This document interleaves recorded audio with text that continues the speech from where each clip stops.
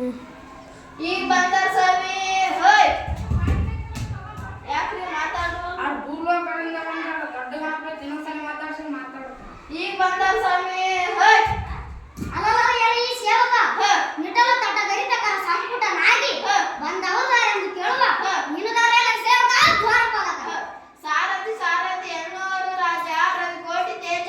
ಅಲ್ಲಲ್ಲ ಎಲ್ಲ ಈ ಸಾರಥಿ ನಾವುದಾರೆಂದರೆ ಆತ್ತಳ ಈತ್ತಳ ಭೂತ್ತಳ ತಳತ್ತಳ ರಸತ್ತಳ ಇಂಥ 14 ಲೋಕಗಳನ್ನು ಸಂರಕ್ಷಣೆ ಮಾಡುವ ಮಹಾದೇವನ ಅರ್ಧಾಂಗಿನಿಯಾದ ಪಾರ್ವತಿ ದೇವಿಯವರ ಪುತ್ರ ವಿನಾಯಕ ಮುಕ್ತಿದಾಯಕ.